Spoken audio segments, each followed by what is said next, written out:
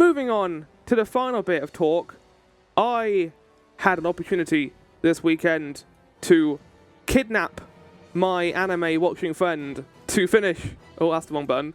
To finish Dr. Stone Season 2.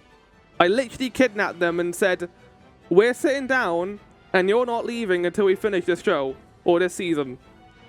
And we watched the entire thing, all 11 episodes, and it was wonderful. I think I realized the tone of the show going through this season.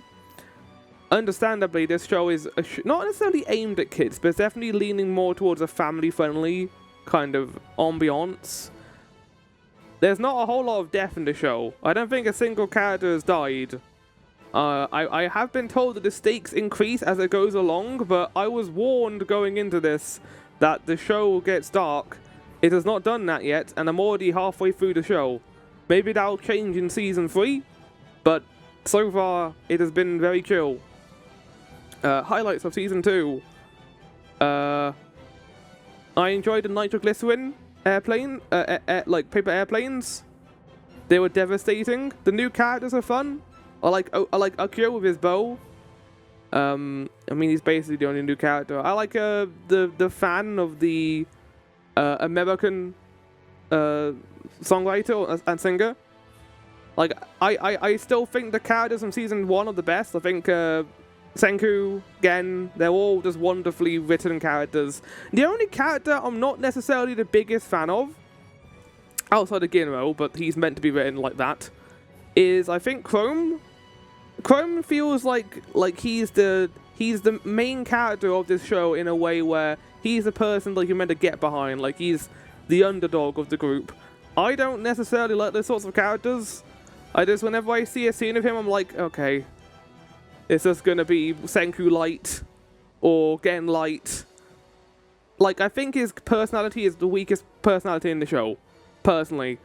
I like his arc of him being like, you know, a scientist who was born in the Stone World and learning how to do that stuff. I think that's fun. But the way they execute it is not my favorite. I don't like the Giant Kill episode because he just gets given his means of escape. Grim is more like a character to show that people are still interested in science, even so far apart from modern science. And I think that worked for Season 1, but for Season 2, it's kind of like they're giving a lot of screen time to a character who is just kind of doing the same arc over and over again. Like, I'm a scientist. I'm a modern scientist. Look at me. I know all this stuff. Watch me break out of jail. And then, in his most controversial scene, I think, in the show, he pretends to be sick and coughs up blood in front of the person who was sick for all of her life. I was watching that scene and I was like, this is an incredibly poor taste, Chrome. That person was coughing up actual blood, and then they were healed by medicine, and you just went in front of them and pretended to cough up like raspberries and stuff. What are you doing?